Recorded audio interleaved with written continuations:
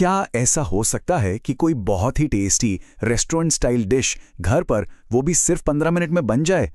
आज हम एक ऐसी ही कमाल की इंडियन स्टाइल मसाला पास्ता रेसिपी देखने वाले हैं।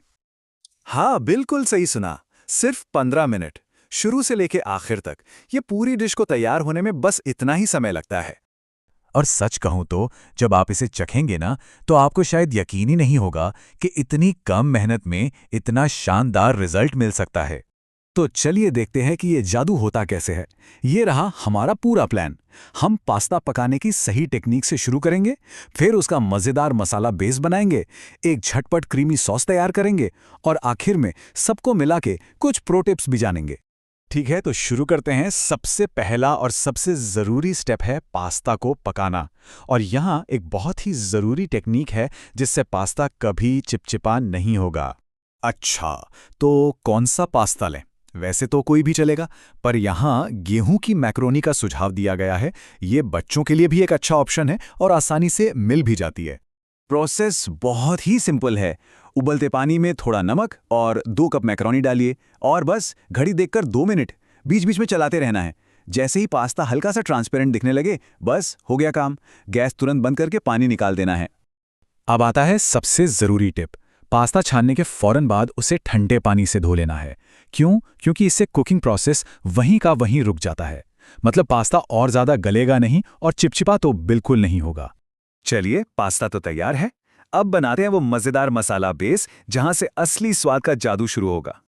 एक पैन में थोड़ा बटर और थोड़ा तेल। बटर से स्वाद आता है और तेल ये पक्का करता है कि बटर जले नहीं।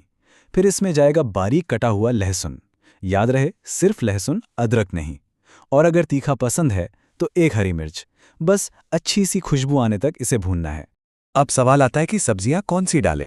वैसे तो गाजर, बीन्स और शिमला मिर्च का कॉम्बिनेशन बहुत अच्छा लगता है, पर अगर घर में सिर्फ प्याज और टमाटर है ना, तो भी ये पास्ता कमाल का बनेगा। और एक छोटा सा हैक, टमाटर डालते ही 1 चुटकी नमक भी डाल दें। इससे टमाटर बहुत जल्दी नरम पड़ जाते हैं और एक बढ़िया सा पल्पी बेस तैयार हो जाता है। अब आते हैं इस रेसिपी के सबसे क्लेवर और सबसे तेज हिस्से पर, इसका सॉस। जरा सोचिए, बिना मैदा, दूध या घंटों पकाने की मेहनत के एकदम वो रेस्टोरेंट जैसा क्रीमी टेक्सचर कैसे मिलेगा? देखिए, एक तरफ है ट्रेडिशनल सॉस बनाने का लंबा चौड़ा काम और दूसरी तरफ है हमारा इंस्टेंट सॉस जो सिर्फ 1 मिनट में तैयार हो जाता है।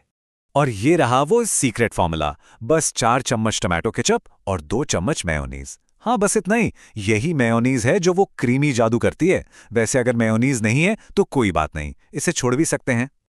तो हमारा पास्ता उबल गया, सॉस तैयार है। अब बस सबको एक साथ मिलाने की बारी है। अब सॉस में उबला हुआ पास्ता डाल दीजिए, ऊपर से थोड़ा ओरिगानो, थोड़े चिली फ्लेक्स और हाँ, नमक ज़रा ध्यान से डालिएगा क्योंकि पास्ता के पानी में भी नमक था। बस सब कुछ अच्छे से मिलाइए और डिश तैयार।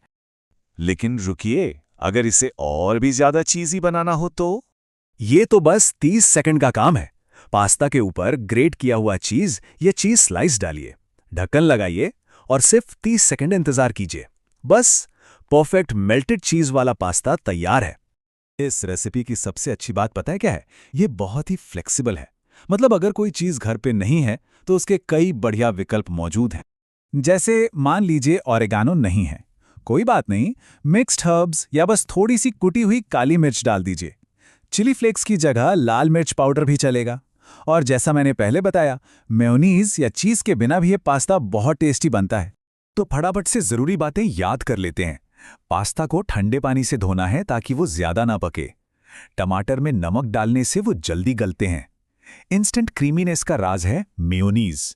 ये बच्चों के लिए भी परफेक्ट है। और सबसे बड़ी बात, ये सब कुछ सिर्फ 15 मिनट में हो जाता है।